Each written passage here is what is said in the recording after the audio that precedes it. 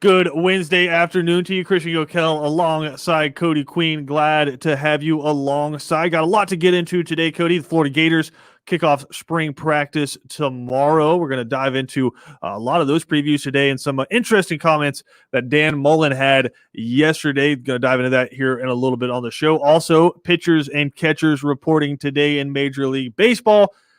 We're almost back to Braves baseball. Mark Bradley from the AJC had an interesting article that he put out today. We'll dive into that. We had him on a few weeks ago, Cody. He's super optimistic. Remember about Terry Fontenot and the Falcons saying, quote, Terry Fontenot is going to take the Falcons back to the Super Bowl. This time they'll win.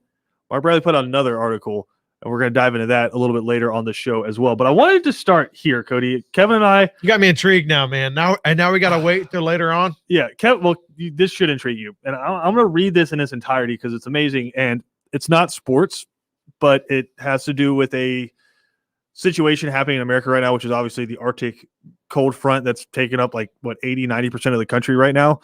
Texas, they've been without power for 2 or 3 days now just because they weren't equipped to deal with a once-in-a-century kind of freeze, which you're going through. David Henshaw, one of the representatives out there, said that once in a century kind of weather. They just weren't equipped with it. So there's people who have been without power, without water, without heat for 2 or 3 days now, right? Social media can be a very dangerous place, especially if you're a person in a position of power, right? And Tim Boyd, who was the mayor, not to bury the lead, but was the mayor of Colorado City, Texas, kind of lost that battle on social media. You know, when you brain spew and you probably shouldn't do that and then post it, or just how dangerous that send button can be. Like if you're a person in a position of power, maybe you have a person that reviews everything before you press send on it. Here's what the former mayor, who was the mayor until today, decided to say. Let me hurt some feelings while I have a minute. That's a solid start to a social media post. And again, let's do this with relevancy. His city is frozen. Sub-zero temperatures in some parts of Texas just with wind chill, right? Ice, snow, no power, no heat, no water. Yep, crazy. Right? So that's this isn't just a typical day in Texas. Let me hurt some feelings while I have a minute. No one owes you or your family anything, nor is it the local government's responsibility to support you during trying times like this. Sink or swim, it's your choice. The city and county, along with power providers or any other service, owes you nothing. I'm sick and tired of people looking for a damn handout. If you don't have electricity, you step up and come up with a game plan to keep your family warm and safe. If you have no water, you deal without and think outside the box to survive and supply water to your family. If you are sitting at home in the cold because you have no power and are sitting there waiting for someone to come rescue you because you're lazy, it's a direct result of your raising. Only the strong will survive and the weak will perish. Folks, God has given us tools to support ourselves in times like this. This is sadly a product of a socialist government where they feed people to believe that the few will work and others will become dependent for handouts. Am I sorry that you have been dealing without electricity and water? Yes, but I'll be damned if I'm going to provide for anyone that is capable of doing it themselves. We have lost sight of those in need and those that take advantage of the system and mesh them into one group. Bottom line, quit crying and looking for a handout. Get off your ass and take care of your own family. So before I say anything, I'm just curious what your thoughts. Again, that was former mayor of Colorado City, Texas, Tim Boyd. I know what Colorado City is. It's up in the north. For football fans, it's near Odessa. It's exactly. West Texas, that kind of exactly. area. And the Colorado River goes down through it. That's the reason why it's called Colorado City. I used to live over near Austin. Texas is not prepared. Whenever I lived there, it actually snowed, but it didn't get below 28 degrees or anything like that. There are some parts of Texas with wind chill because it's flat on the plains. When it kicks up, it'll get sub-zero, but not very often. But exactly, and even then, it wasn't as bad as it is now. We didn't lose electricity or like that. And this guy coming out saying, "Okay, so you pay taxes for a reason. Taxes is for normal amenities that you're supposed to have. police Yeah, department. as a society, we um, have agreed that we're going to pay X amount of dollars every year for Yep. people to service our roads. If I call 911, they're going to come take me to the hospital, or you have a police officer or a firefighter. Yep. And oh, by the way, I pay my water bill every month. I need water. Yep. And that's what makes us different from other countries that I have visited. So we pay taxes to have an infrastructure for us to have the ability to survive. Yeah. And him saying this is the most ignorant thing I have heard. And then, dude, 2020 was one heck of a year for ignorancy. Yeah. And this is just continuing over to your state of Texas, who is known for people to go down there and get away from the cold, to say deal with the cold while he's probably sitting having a fireplace, because a lot of people in Texas, I'm telling you, a lot of people in Texas do not have fireplaces. They do not have fireplaces in Texas very much. And they Well, I don't, mean, just with a new lot- constructions, right? A lot of new constructions, you don't have a furnace. Yeah, and Right? and a lot of times, if you go to, say, I'm from Colorado, there's a lot of places in Colorado that don't have AC. There's not AC. There are heaters, but no air conditioning to make it cold. Texas, a lot of it's the same. A lot of them don't have heaters. Yeah. A lot of them do not have heaters, man, because you know why? Because it's always hot in Texas. It's not cold in Texas. So when it happens, man. And you can't tell people, hey, only the strong will survive and the weak will perish. Okay. What kind of government official speaks that way? Yeah. What kind of totalitarian? Sorry, I can't speak today, Totalitarian. Yeah. but it's not like post-apocalyptic future mayor is this, like, where, listen, Mel Gibson's gonna pop No, up with the that's freaking- exactly what I was thinking. It's just it ain't Road Warrior, dog. Like you're supposed to support your folks. I mean, I was texting with BJ about it. He said literally the exact definition of what a local government is supposed to be, or government at the highest level, is to provide assistance, guidance, leadership, compassion, direction, support, aid, help, and protection. Like that's why we have a government. But again, I just thought this was absolutely wild leading it. And Cody, he resigned yesterday afternoon after posting that. What do you think his exact quotes were about what he said? He didn't take any of it back. I almost guarantee No, it. no, he did. He said something with some form, I guess, of regret. What do you think he said? I don't. Hang on. I'm gonna take it that people took it the wrong way. It's close. Okay. Close. He announced his resignation and admitted that he, quote, could have used better wording. Oh, I knew it. Oh, this guy. Oh man, Texans are gonna eat this dude alive. Oh, he's already gone. Like, he's already gone. Oh, okay, yeah. I believe, so he is gone. In a Washington Post article I was reading about it, it said his wife has lost her job because of it. It's not a good look. It's like, what, your husband said what? Just Said like what? a quote from BJ Bennett: "Words mean things." A lot of things. Yes. And I don't care what you delete. Once you post it, it's there. Oh, hey, young kids getting recruited and all that stuff. Ben Troop says it all the time. Once you press tweet, once you press post, once you press send, there's no way getting that back. All you young people out there, obviously older people too, because no one's learning these lessons. Hey, think before you speak. You wouldn't say this in a public manner. Just because you're behind a keyboard or your phone doesn't make you more invincible than you would be in person. Don't act this And way. then before he resigned, he tried to clarify and say, "Look, I'm not referring to the elderly." He's like, "Dude, come on." What? What are you trying to do there? What? Oh, well, again, Tim Boyd no longer the mayor. Colorado City, Texas, now looking for a new mayor, I guess. Cody, gonna have to update the old local government website page. I'm not just- too diverse in like the local government kind of thing. I know it's very shameful. So there's a vice mayor, right? I have no idea. That would take exactly. So hey guys, do not come to us for any kind of I think advice like on this. every different state and city, they all have different. every different county and everything. Yeah, it's or weird. parish. It's yeah, there you go. Parishes, territories, whatever you want to go into. There's But parishes in Texas. Yeah. Tim Boyd, don't worry, he's not there. Going to be there telling your family, listen, the week ain't going to make it through this. That's how we cull the herd. Well, now 2021, folks, we're taking now- care of our own. now that his name is out there, he's gonna write a book. Watch. Yeah, but I guess to try to segue and not compare these, because I did say I wanted to talk about some of Dan Mullen's quotes yesterday. Dan had a tough year in 2020 with just some of the things he was quoted in, right? He said he wanted to pack the swamp for a big game for Florida and during the middle of a pandemic, and then he kind of doubled down on that again during the middle of a pandemic. There was the Missouri game where there was the brawl at halftime, and he was fined, I believe, $25,000 by the SEC because he inflamed the fight instead of trying to, instead of trying to like get his players back into the locker room. I mean, I remember on TV him like waving his arms in the air like a WWE wrestler trying to get the crowd amped up, right? And then him saying like, "Oh no, I didn't." And then I believe at that press conference wore the Darth Vader outfit. Which he was like, it's like he's the villain. He's like, I was telling Kevin, I was like, if he really wanted to go for like the subtle thing, he should have dressed up as Billie Eilish, right? The bad guy. Nice. Like, I was like, that would have been a little bit more subtle, green funnier. hair, yeah, funnier. I would have gotten that. I would have appreciated that. But he dressed up as Darth Vader, kind of embracing the villain mentality. Very millennial. Which we talked about this when it happened.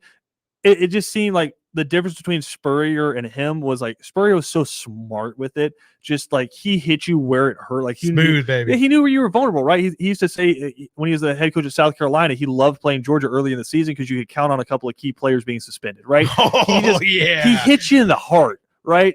Dan Mullen, it isn't quite as crafty as Spurrier was. It always felt a little bit forced with him, especially with the pleated khakis and the Jordans on. Just it's a weird look overall. But then also you get smoked by Oklahoma in the Cotton Bowl, right?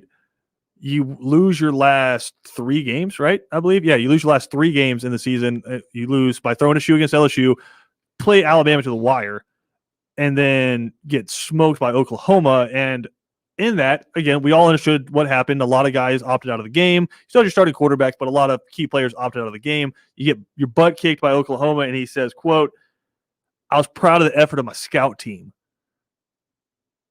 And he also said, I believe in that one too, was the 2020 Florida Gators played their last game in the SEC championship. So he wasn't counting the team that rolled out there against Oklahoma as the last of the 2020 Gators. This team didn't count, right? Sounds like what losers would say. Well, exactly what he was after getting, again, his butt kicked by Oklahoma. 3 times. Baby. And, oh, by the 4 way, times the midst of all that, he had landed Florida on probation for the first time in 30 years due to impermissible contact with a recruit, right? So you're dealing with all of that. And he had a pre-spring practice press conference yesterday.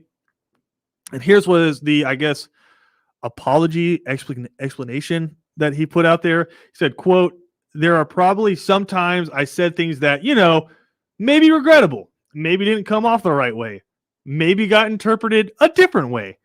You're always trying to improve, always trying to get better, and look at that. I think one of the things to do is as you look back and reflect and say, hey, at that moment, is that the right way to approach something?" I think we've seen it time and time again, Cody. Dan Mullen, at the end of a game, if something doesn't go the way he liked it, it seems a little petulant and it seems a little. That's not an apology, man. That's not an apology. No, I know you're like apology. I'm just trying to think like what it's a statement, but like what kind of statement was it? Was it an apology? Was it an explanation? Like, was it? Did he have like general like reflection on all of the things? It's a politician explanation. Like that's why we get mad at 99% of the coaches in press conference because they don't say anything. That's why they don't say anything, so you don't have to say that, right? Yeah. Sure, you might not say anything that's exciting and like overly praising about your players, but at the same time, you're not saying anything where you're gonna have to come back at the beginning of the season and be like, yeah, I said a lot of wild stuff last year, right?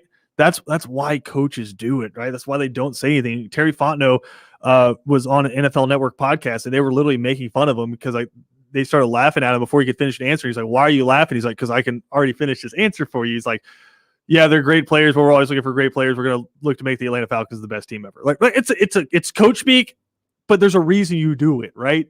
And it's to not create headaches where you don't need headaches, right? Well, you're always going to have complaints from people. I'd rather have a complaint saying, "Oh, he just didn't say anything," right. Yeah, instead of saying this dude sounds like an idiot, like he's just rambling, babbling, and not taking accountability for his actions. So I mean, and it's again, I think a lot of it's just you're emotional, especially after a game, right? Hard fought SEC game. I mean, you're playing in the Premier Conference, and it's just a slugfest every time you go out there. And you come off, you're heated, especially if you lose a game. Somebody asks you the wrong question, you might say something. I remember, what was it, Kirby Smart a couple of years ago? I hit him with the "How about them bleeping dogs?" Oh, yeah. And like everyone like freaked out. They like either A, you're like, that was the most amazing thing I've ever heard in my life, or B, you're like, did he really just drop the F-bomb in a press conference? I mean, T-shirts were made immediately. I think they were Yeah. printed by the end of that press conference, but he came out the next day. He's like, I probably should have said that. You get a little heated after the press conferences, but that's why Nick Saban is the guru, right? Is the only time he opens up and says something is when he's trying to prove a point to his team, right? Like It's funny because you're saying that because great coaches do that. Bill Belichick's exact same yeah, way. exactly. Well, and I don't think it's a secret. They obviously come from the same tree, right? Saban was Belichick's defensive coordinator in Cleveland, right? And if you haven't watched the HBO documentary with those two and you're just a football nerd, go watch that. It's just unbelievable content. But I mean, like Georgia Southern, right? This one of Saban's more famous. I think we might have the audio there, but I'm not going to ask you to pull that one up from the deep dark area. Just type in Saban in the search box, see what comes up. Saban on Georgia? No. Or Tin Horn? Tin Horn. There it is. Cody does have it. Play that. He's a really good player, and he does a great job with their offense. And you know, these teams that are typically the best teams in their division are really good teams. All right, and you all may be taking the week off, all right, this week, but I'm not. And a lot of people take a lot of things for granted, and I get asked questions like, well, how important is it for the young guys to get to play this week? Well, how in the hell you know they're going to get to play? I mean, what makes you think that you can just assume that they're going to get to play? Because you're assuming that the other team is not very good?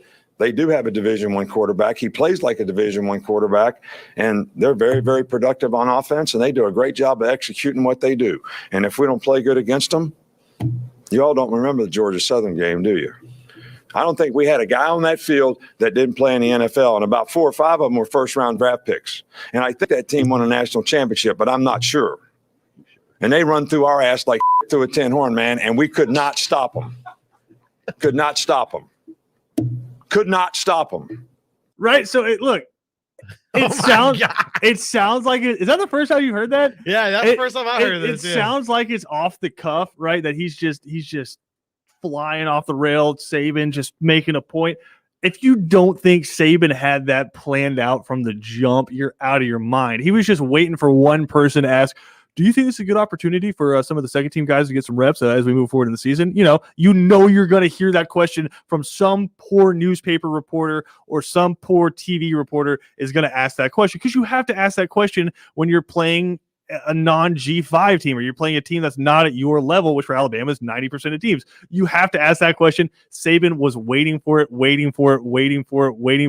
mean, the line about, and I think that team won a national championship, but I could be wrong. You're like, Nick, you know that team won a damn national championship. And he's like, I don't think there's a guy on either side of the ball that didn't get drafted. It's like, well, Nick, you know that's the fact. I mean, it's just that's how you do it. You saw like cyborg guys just lock on to the guy. Like, oh my god, that's why he's the GOAT. It's all those little different things. Not only is he better than you as a coach, and he's better than you in recruiting, and he's better than you in game, right? He's better than you at the press conferences too. So listen, unless you're Nick Saban, just hit us with the coach speak, and we'll completely understand why you're doing it. Christian Gokel alongside Cody Queen here on Second Down. We'll be right back after this.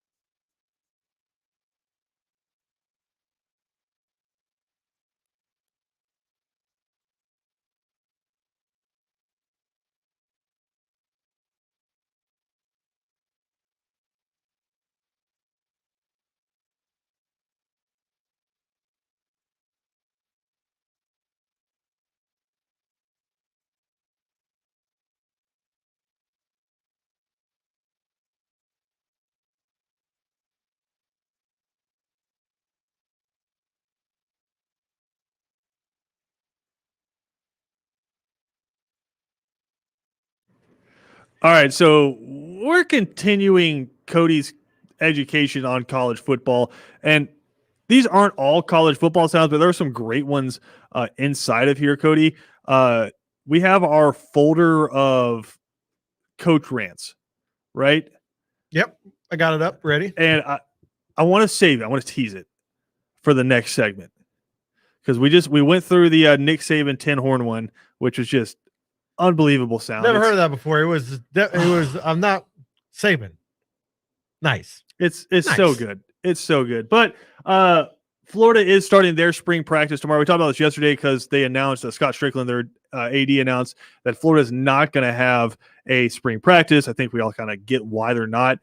Ben Hill Griffin Stadium is being used as a vaccination site, and also just during a pandemic, maybe exhibitions aren't the best thing to do. And I don't know about Florida, but I know Georgia and most other spring practices or spring games, they're free to attend. And so it wasn't a big moneymaker for the school either. So it's just get 15 practices in. It's more than you got last year. And then we'll get to summer workouts into the season.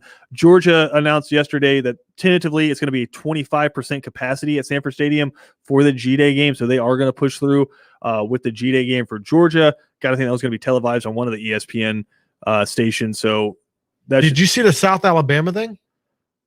25% capacity underneath it. They put down a thing saying, good news, though. The attendance is up by 25%. That's mean.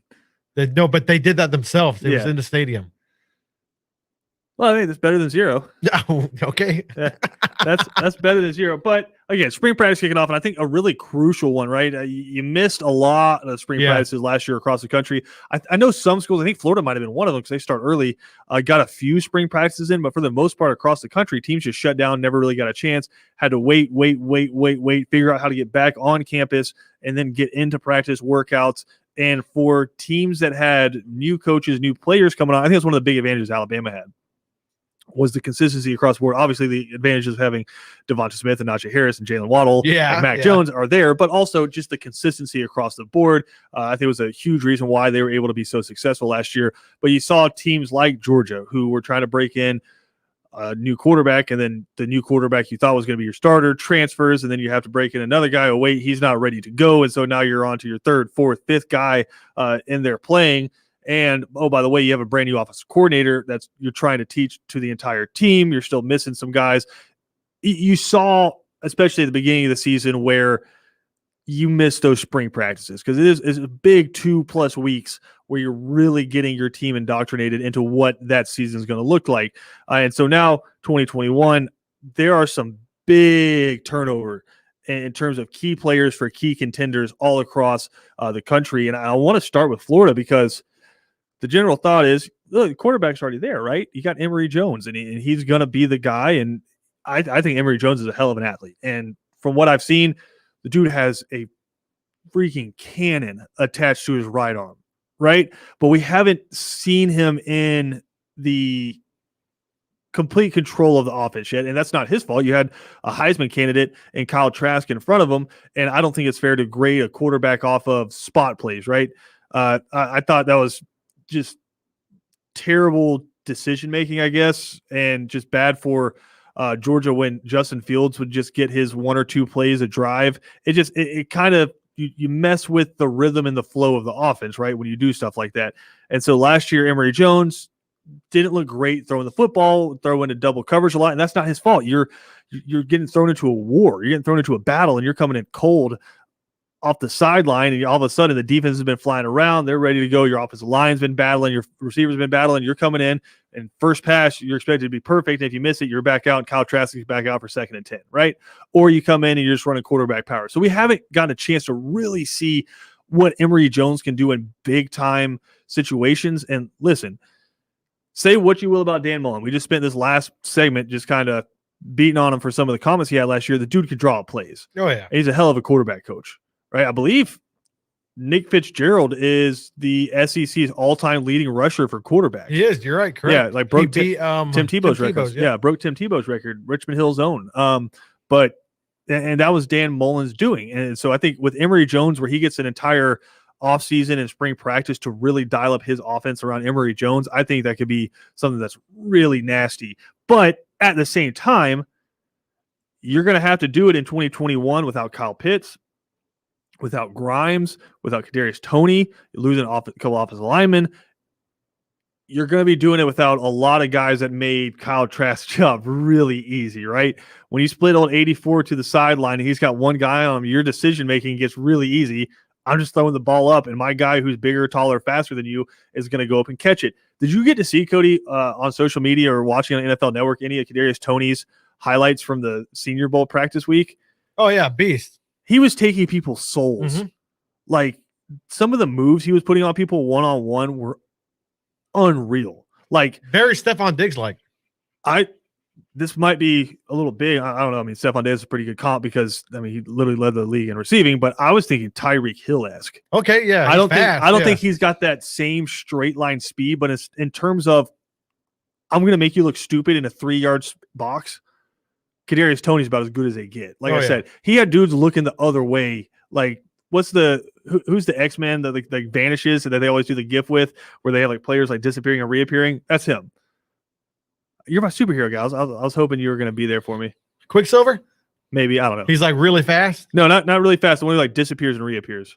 Oh, Nightcrawler. Nightcrawler. The Nightcrawler gifts. Like that's what it's like when you're trying to cover Kadarius Toney. Is you got him in front of you and all of a sudden he's 6 yards away from you catching a slam around. You're like, how the hell did that just happen? You're going to have to do it without him. And then I thought Grimes was one of the unsung heroes for the Gators last year. He is a true X receiver, right? Split him out. He can go for the jump ball. He can run the full route tree, right? I think he's going to be a pretty high draft pick. So you have to replace all those guys. This is a huge spring practice for Florida. And I put them up there when we're talking about actual contenders coming up in the 2021 season. I know all the power polls have them ranked somewhere in the 15s. I like Emory Jones a lot. They got to replace a lot of weapons on offense, but Dan Mullen has done a good job recruiting, and they got Eric Gilbert coming in from LSU, the tight end. So you replace one of the SEC's best tight ends ever with one of the top-rated recruits ever who played really well for LSU last year in a down year for LSU. So Florida, I think, is going to be interesting, but this is a really important spring practice for them. Also important for the usual suspects, right? Alabama, you've got a new offensive coordinator. You're going to have a new starting quarterback. You're going to have a new number one at running back, and you're going to have a new number one at wide receiver. Actually, I'll say this. 1 and 2. Well, no, Mechie's going to come your number one. And because he was your number 3, and he'd be number 1 for 90% of teams across the country, right? Yeah, but he just happened behind 2 top 15 picks at wide receiver there. So he's going to step up, but you need that number 2 and number 3 guy now. And they have 5 stars all over the place that are going to slide right in there, and Alabama's going to be fine. Waiting in line and stuff. But this is a crucial one because not only are you replacing your quarterback, running backs, and now adding new receivers to the starting lineup, you have a new offensive coordinator, and it's Bill O'Brien. And we haven't seen Bill O'Brien in college in 6 years. We saw what he was doing with Deshaun Watson and the Texans, and say what you will about him as a GM, the dude was up 24-0 on Kansas City a couple years ago in the AFC Championship game. So he could coach football. And literally, if you're Alabama, sure, you lost your offensive coordinator, offensive line coach to Texas. And who do you replace him with? The Texans head coach is now your offensive coordinator, and the Jaguars head coach is now your offensive line coach. I think about that, Cody. A couple of guys who are just a few plays away from taking both of their teams to the Super Bowls in respective years are now your offensive coordinator and your offensive line coach. Nick Saban just collects head coaches.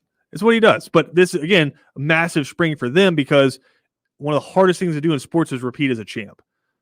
And I think the SEC West is going to be pretty good next year. I'm not ready to count Texas A&M out. They're another team we have listed here in terms of top contenders who this spring is really important for.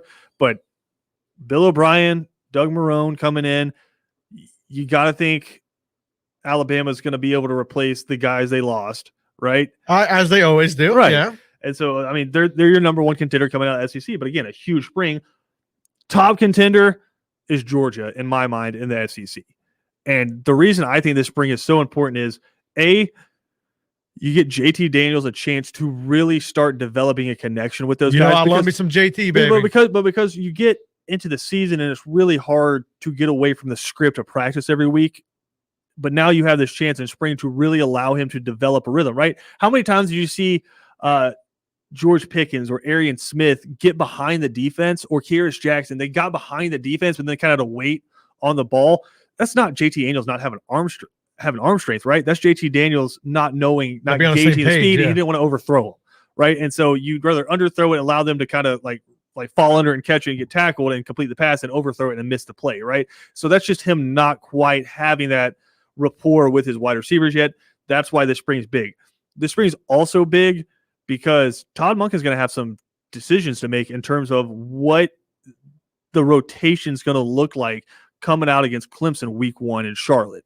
Because right now, either Kearis Jackson, Dominic Blaylock, John Fitzpatrick, one of those guys is going to get left off the field. Because if you go, That's crazy to think, right? if you go 3 receivers, tight end, and a running back, right? Yeah. Let's talk about the guys who are on the field. You'd have, I got to think, George Pickens, Burton are your 2 receivers. Slot, we'll say for now, Kearis Jackson. Okay. And then at tight end, Darnell Washington, right? Well, now you have 2, I believe, 4-star tight ends sitting on the sideline. You have Arian Smith sitting on the sideline at wide receiver. You have Dominic Blaylock sitting on the sideline at wide receiver, who was your best receiver a couple of years ago until he tore his knee up. Yep. And then if you have, say it's Zamir White at running back, all right, well, James Cook standing on the sideline. I'd rather have Cook. Yeah. Well, you have James Cook standing on the sideline, Kendall Milton standing on the sideline, Kenny McIntosh standing on the sideline, That's a lot and of a dudes. bunch of other really good running backs standing on the sideline as well. So this is where it's going to come important for Todd Monken. And I am a big subscriber to the fact that you need your best unit and you need to roll with them on the offensive side of the ball. I know Kirby Smart likes to do the hockey line changes on defense for Georgia, where you're sitting at 7 new guys at a time and bringing out 7 guys. Offense, I mean, look at Alabama last year. They hardly substituted on offense. I mean, and until he got hurt, it was Jalen Waddle, Devonta Smith, Mechie, and Najee Harris. Like in the SEC championship, semifinal, and national championship, how many times did you see Najee Harris leave the field? Oh, Maybe rarely, maybe 10 yeah. plays combined where he I'd just say got a he breather. he probably ran 90% of the plays. We got a breather. Yeah. And so I'm a huge subscriber to the fact that when you have that number 1 unit, you need to rock with them. Now, Georgia for a long time, I mean, you go back to the Thomas Brown, Craig Lumpkin, Danny Ware days you're kicking it back. for Georgia at running back. Georgia, for the longest time, has had a rotation, but there's always been the guy. And it was Thomas Brown in those days, right? You had the guy. Can't necessarily do that, I think, with this unit because I think they all have such different skill sets. And also, it's just a different offense that you've ever seen at Georgia, right? It's not I formation with a fullback in front of you and we're going to run power sweeps, right? It's going to be an air raid offense. I think it's who fits best. To me, last year, just with my eyes, the best running back you had in terms of do it all was Kenny McIntosh. I mean, JT Daniels said it in the Peach Bowl. He said, I didn't lead that drive at the end. I just threw a couple of passes over the middle to Kenny McIntosh. He picked up enough yards, and then they hit the field goal to win, right? He's fast too, man. Yeah, I mean, he's a really good receiver. And then in terms of inside the tackles, I take Kendall Milton right now over Zamir White. If I'm being I'm not a big fan of Zamir White. 1,000% honest, I think it would have made sense for him to go, but he came back. He's committed to the team, and he wants to run it back. You'd rather have him than not have him. I think he's a hell of a running back. Yeah. He's a hell of a running back, and he is. I would not want to tackle him in the open field. But it's just this is what the spring is going to be for Georgia: is who's in my one group, and then how do I then from there throughout the game draw up plays for other guys? Because like I said, you leave James Cook on the sideline, you got to find 5 or 6 plays a game just to get him the ball in the open field, because outside of maybe Arian Smith, there's no one more dangerous in the open field, I'd say probably in the SEC, than James Cook. Yeah, I love James Cook, and man. Love him. And he just does not get the ball enough. But when he does, it's a touchdown. It's a house call pretty much every time you get him in the open field. So it's crucial this spring that Todd Monken figures that out. But I still think you need to figure out who that group is that you're going to be rocking with in the crucial situations. And again, Clemson, we know what they got to figure out. They know who their quarterback is, but what are the wide receivers going to look like? Justin Ross, hopefully, going to be back at full speed for them. How do you replace the ACC's all-time leading rusher and Travis Etienne? So a lot to figure out for Clemson. North Carolina, Sam Howell, you're a junior now. You had one of the best freshman seasons ever. Kind of an okay sophomore year. It's 2020. I'm not going to hold that against you. Now it's your junior season. Now it's time. Like Sam Howell, I think has potential to be a top 5 pick if he plays this season right. And then Texas A&M, maybe the most talented backfield 1-2 punch in the SEC. I'll say that right now. I love Isaiah Spiller. who's the quarterback going to be? Because you're replacing Kellen Mond, and that's a big ask. So, in terms of contenders, this is going to be a huge spring practice coming up, and we'll have all your coverage for you right here on ESPN Coastal, then online, ESPNCoastal.com. Also, Southern Pigskin, BJ Bennett, and the boys over there doing a great job covering ACC, SEC, SoCon, and Sun Belt as well. Christian O'Kell alongside Cody Queen. We got more to come after this.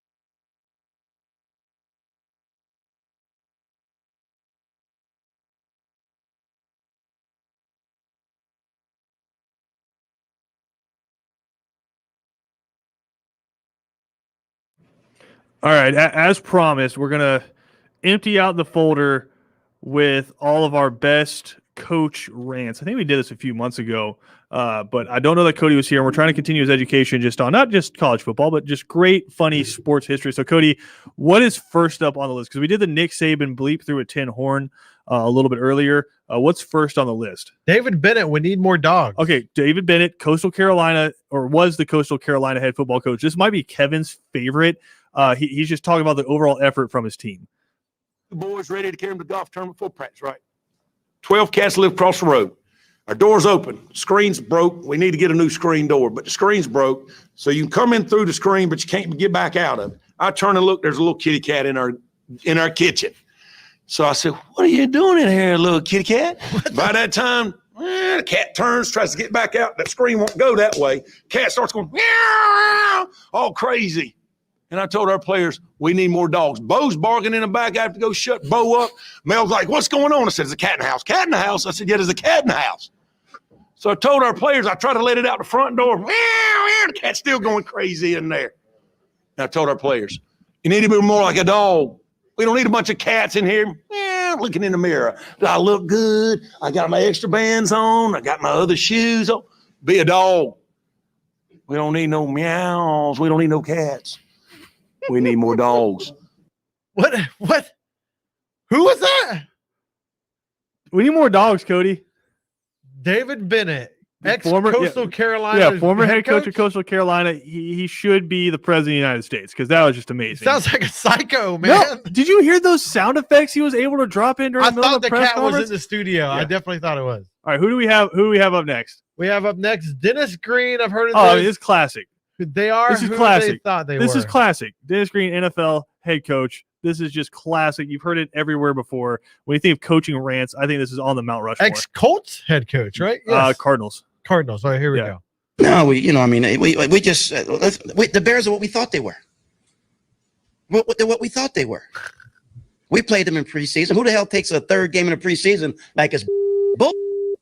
We played them in the third game. Everybody played 3 quarters. The Bears are who we thought they were. And that's why we took the damn field. Now, if you want to crown them, then crown their ass. But they are who we thought they were, and we let them off the hook.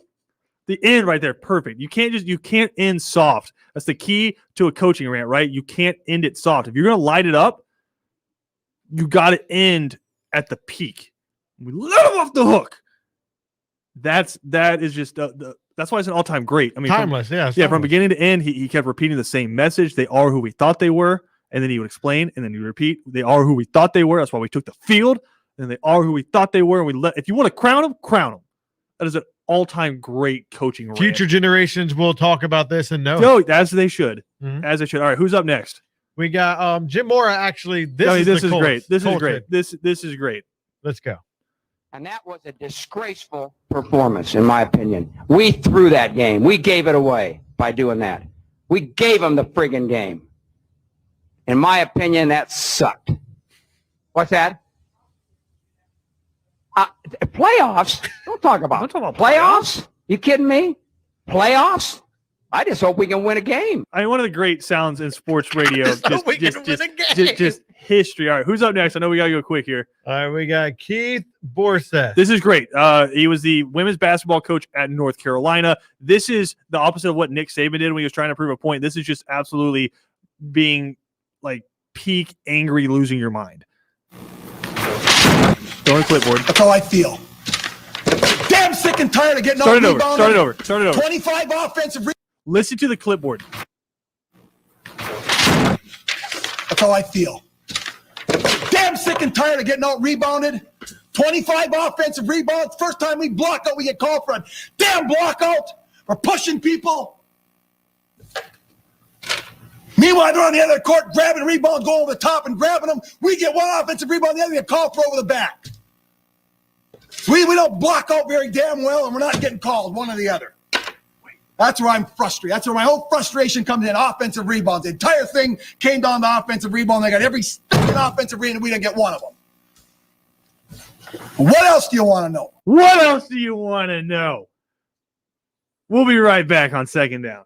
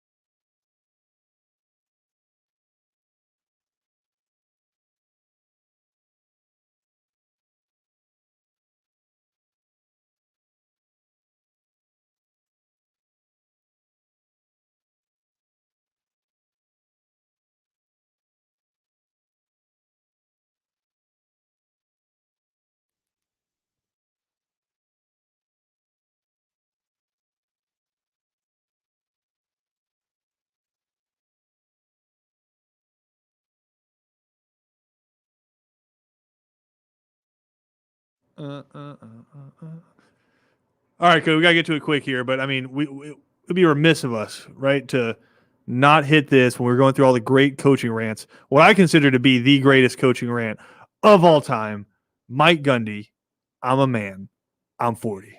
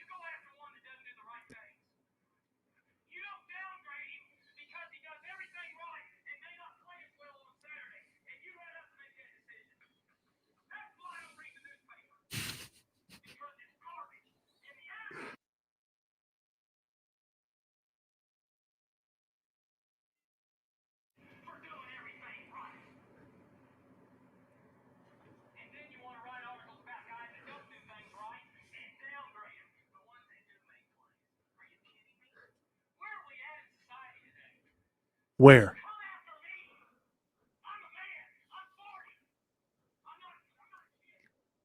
I mean, Cody, all-time great. That's why I don't read the newspaper. Come after me. I mean, you just heard all of them, Cody. Which one was your favorite? Oh, the cat one, dude. Oh man, I never heard of that in my life. I mean, in terms of overall greatness, might not be my favorite, but I recognize that the Gundy one is probably the GOAT. But I mean, bleep through a tin horn, always going to have a special place in my heart. Christian Gokel, Cody Queen. We'll talk to y'all tomorrow.